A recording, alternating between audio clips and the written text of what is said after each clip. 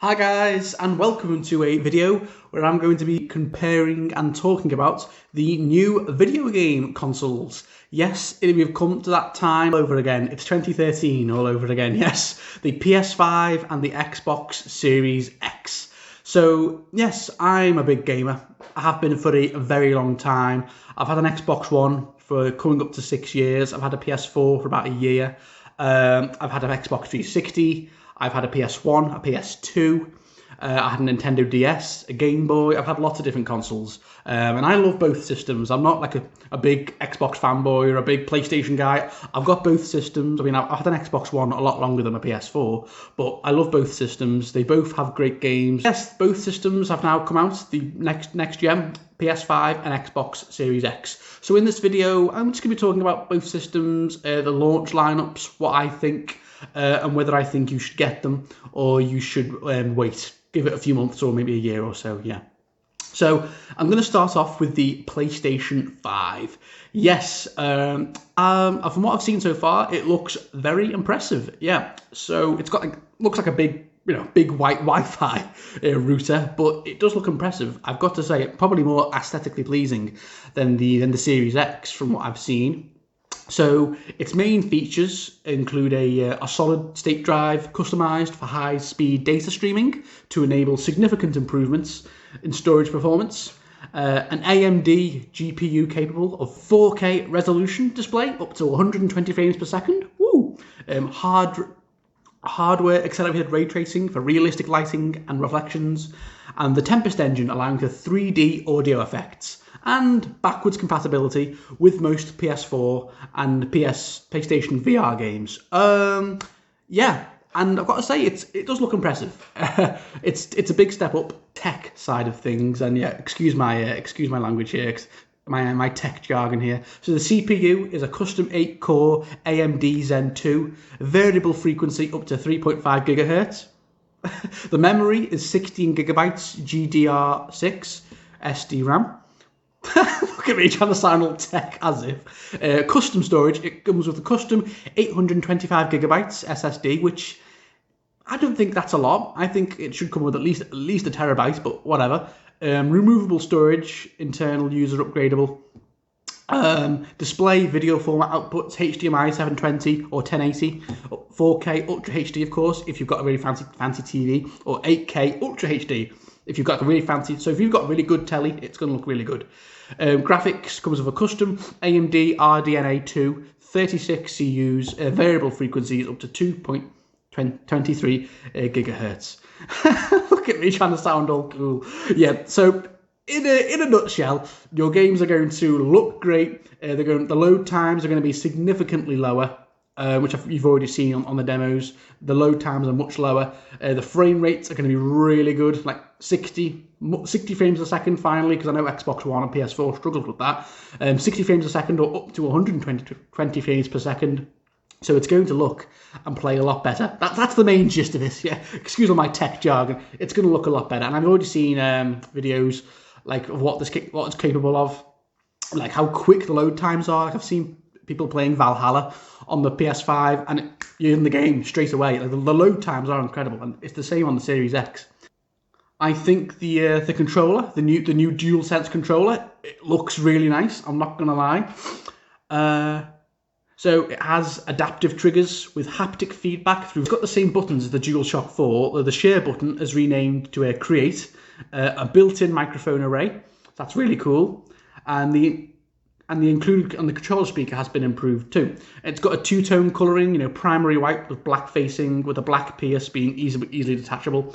The light bar has been moved to the side of the touchpad, and it's got USB connectivity, a higher battery, and an audio jack. So the controller's pretty good too. I quite like the controller, although I'm always going to be an Xbox guy with my Xbox controller. Yeah, but PS4 controller was good. And of course the price in the UK is £450 and $500 in the US. I think that's reasonable. £450. The Xbox One, when that came out, was $420, I believe, when it first came out, I think.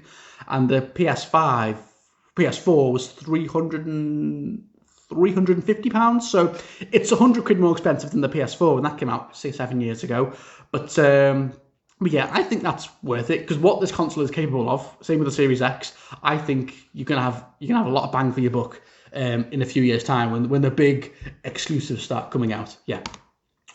So when I talk about let's talk about the launch games for the PlayStation 5, and this is where I think it falls down. So the PS5, it's a powerhouse, it's a tech powerhouse, beautiful console, great new controller, but the launch games, I've never seen such a weak lineup. For launch, PS4 and Xbox One, I think, had better lineups than this. Same with the Xbox One Series X. This is probably the weakest lineup I've ever seen from next gen beginning. So this is the game. This is the confirmed PS5 games you can play at launch: Assassin's Creed Valhalla, Astro's Playroom, Borderlands 3, Bugsnax, Dead by Daylight, Demon's Souls, Devil May Cry 5 Special Edition, Dirt 5, Fortnite, Godfall, Goonia Fighter, King Oddball, Maneater, Marvel Spider-Man Miles Morales, that's probably their big launch, isn't it? Spider-Man Miles Morales. NBA 2K21, No Man's Sky, Observer, System Redux, Overcooked, The Pathless, Planet Coaster, Sackboy, Warhammer, Watch Dogs Legion, and WRC9 World Rally Championships. And correct me if I'm wrong, the vast majority of those games, pretty much all of them, you can play on PS4. So there's no exclusive PS5 launch games here, not one. Every single one of those games you can play on PS4. Just the only upside of PS5, like I said, is much faster load times, better frame rate, and better graphics. Those three things. But the vast majority of those games you can play on PS4. Assassin's Creed Valhalla, PS4. Dirt 5, PS4. Spider-Man Miles Morales, while it does look great on PS5, you can get it on PS4. Watch Dogs Legion, PS4. Yeah, so there's no Devil May Cry 5 Special Edition, PS4, I believe. Yeah, Demon's Souls looks good, but I'm sure you can still get that on PS4. Is that a launch title, Demon's Souls? But Demon's Souls is a really old game. It's just been remastered, hasn't it? So yeah, it's a weak launch title. I'm not going to lie. When you look at this, and I think it's so. Should you buy a PS5 right now with that launch? No. I don't think you should. I think save your money and wait till the big AAA exclusive PS5 games come out. Because right now, you're paying £450 for a hell of a console, I will admit, but you're just paying for better frame rates, better graphics, and faster load times, and an improved UI, of course, and improved, dashboard. If you think that's worth paying £450 for, go ahead. Don't let me stop you. If you've got the money and if you want to go and buy it, fine. You've got a great console, but for most people, and me included, I'm going to stick with my PS4 for now. I'm not going to get a PS5 for a long time. I'm probably going to get a Series X before I get a PS4, a PS5. So yeah. And then on to the Series X. Yes, Xbox. Woo! So yes, of course, the Xbox Series X. This is what I'm reading. So yes, Microsoft is prioritizing hardware performance this time because we know how bad of a backlash they got, with the Xbox One in 2013. Oh my god, and how bad the launch was for the Xbox One, and it pretty much cost them last gen. PS4, Sony just wiped the floor with them, sadly. But anyway, Microsoft is prioritizing hardware performance, including support for higher display resolutions up to 8K resolution, along with high frame rates, real-time ray tracing, and use of high-speed solid-state drive to reduce loading times on the Xbox Series X. The Xbox Series S, of course, uses the same CPU and reduced GPU memory and internal storage, and lacks an optical drive. So I haven't mentioned this yet, but of course both systems, come with a cheaper digital edition. The Xbox Series S is the cheaper digital edition. It's not as powerful, doesn't have a disc drive, but it's cheaper. And same with the Xbox, same with the PS5. The PS5 has a digital edition. I believe they're much cheaper. The Series S is £250. That's very cheap, but like I said, no disc drive, and it's less storage, and it's nowhere near as powerful. So it's up to you. And same with the PS5 Slim as well. The PS5 Digital, which is cheap as well. And the Xbox Series X. So the design, it's not great, is it? It's just a big black box. At least the PS5 has a bit of flair and a bit of style to it. The Xbox Series X, it's just a big black box. It's very basic, very minimalistic. I think that's what Xbox and Microsoft have gone for this time. I do like the top with all the little holes and the little green bit. It's fine. I mean, it's not very nice to look at, I'm not going to lie. But yeah, I think the console looks fine, but compared to the PS5, it's definitely a bit of a downgrade aesthetically. But to me, that's not a massive deal. I think that what's on the inside, that's what counts. And Microsoft have spared no expense, because looking at the stats, I believe the Xbox Series X actually is slightly more powerful than the PS5, which is a big boost for Microsoft, because the Xbox One was severely underpowered compared to the PS4. So it's good to see at launch they've got a console which is actually slightly more powerful than the PS5. So here we go with my tech jargon. It comes with an Ultra HD Blu-ray drive, which is great. The CPU is a custom AMD 8-core Zen 2. Woo! 3.8 gigahertz. Memory, GDR6 with 16 gigabyte RAM. The Series S is 10 gigabytes. Storage, 1 terabyte, which is great. That should be what it was, 1 terabyte. The PS4, of course, has 800 gigabytes, 1 terabyte for the Series X, which is great. It's got a removable storage expansion card up to 2 terabytes, which is very good. Of course, display 720, 1080p, 4K, 8K, of course, for the Series X if you've got a really fancy TV. Graphics, it's got a custom AMD Radeon RDNA 2 architecture, 62 CUs, 1.825 gigahertz. Yeah, because I know what all that means, don't I? Yeah, so better frame rates, better load times, much better graphics. Yeah, and it is right now. It's more powerful. It's got more beef. It's got more beef than the PS5, which is cool, I think. And I like the controller. Hasn't changed too much. They haven't done a lot with the controller. It's very similar to the Xbox One controller. The D-pad's a bit better. It's got a more smooth look. It still uses batteries, unfortunately, which I've never been a big fan of, but whatever, batteries it is. But they've gone with the if it isn't broke, don't fix it. Yeah. So yeah, and I personally don't think wasn't much they needed to do. I think it looks great. So yeah, I always prefer the Xbox controller to PS5 controller. I mean, I've always preferred the Xbox controller to a PlayStation controller. That's probably because I've had an Xbox One a lot longer than a PS4. So, but still, I like both of them. Yeah, so the Xbox One Series X, I think it's great. It's a great new console for Microsoft. It's great, nice beefy specs. The only problem is the launch titles, just like the PS5. There are very few, if any, exclusive games. It's all games you can play on Xbox One. So, and PC. So here we go. These are the launch titles that you can play on the Series X. Apex Legends, Assassin's Creed Valhalla, Borderlands 3, Bright Memory 2, Cuisine Royale, Dead by Daylight, Devil May Cry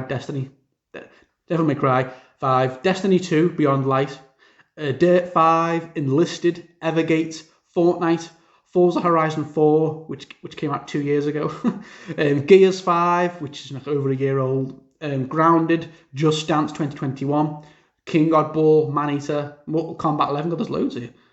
This one's listed more than the PS5, but Sims 4, Sea of Thieves, Tetris, Watch Dogs Legion, Yakuza Like a Dragon, Warhammer, and there's Star Wars Squadrons. There's a few others, and like I've said, the vast majority of these games you can play on Xbox One.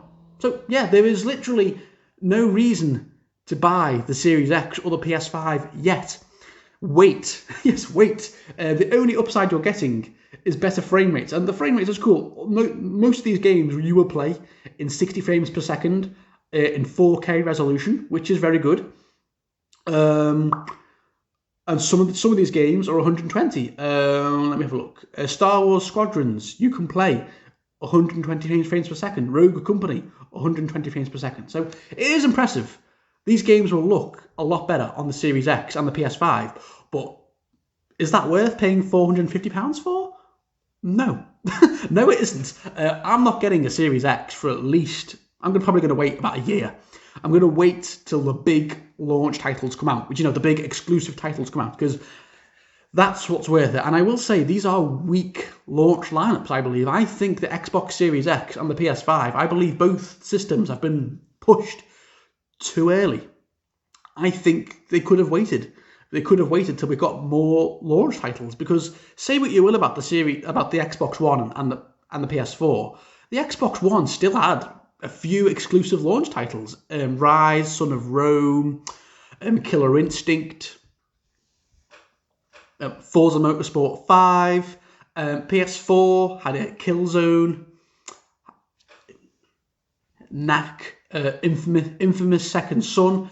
They were all exclusive launch titles just on those consoles that you couldn't get on PS3 or Xbox 360.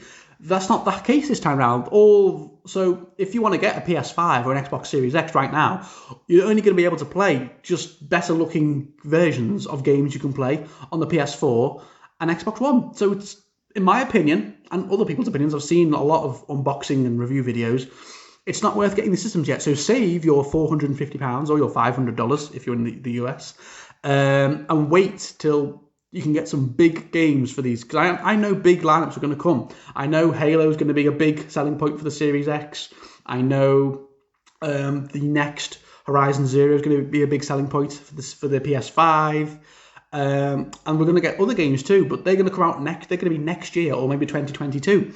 So yeah, guys, wait. If I was you, I'm very happy. I'm very happy right now with my Xbox One and my PS4.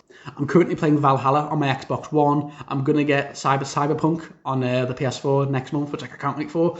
So yeah, there's still lots of games and lots of fun to be had on both the Xbox One and PS4 right now. So if I was you, just wait. These are great systems. Like the Xbox One Series X and the PS5 both have great systems, great hardware. Like I said, 4K resolution, 60 frames to 120 frames per second, much better graphics, much quicker load times. Like I've seen, it's so quick. But I'm just saying, it's not worth paying 450 quid for that. No, wait till both systems have some good games, good exclusive games. That's my opinion right now. So yeah, guys, what are your thoughts on the Xbox Series X and the PS5? Comment below, let me know. And which one do you think you'll be getting? I'm probably leaning more towards an Xbox Series X right now, but I'm definitely going to get that one first because I've got a friend. Well, I play on the Xbox One with Callum all the time. We play FIFA together. We play Forza together. We play WWE 2K together. So we're probably going to continue that into the Xbox Series X. But I definitely will be getting the PS5 probably in the next 2 to 3 years, probably, yeah. And do not forget, they will definitely release slimmer, better versions of both of these launched consoles. Because remember, the Xbox One, after a few years, we got the Xbox One S, which was smaller and quieter. We got the Xbox One X, which was like a big, beefy version, which was a much more powerful version of the Xbox One. They were smaller.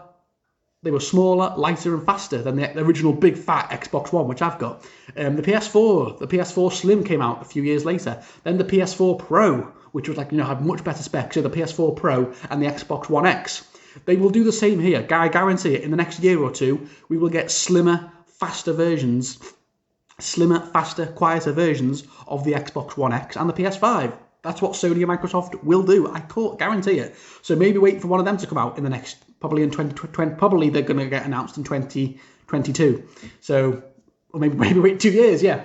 So thank you for watching, guys. What do you think? Comment below. Let me know. And I will see you all very soon. And yeah, game on.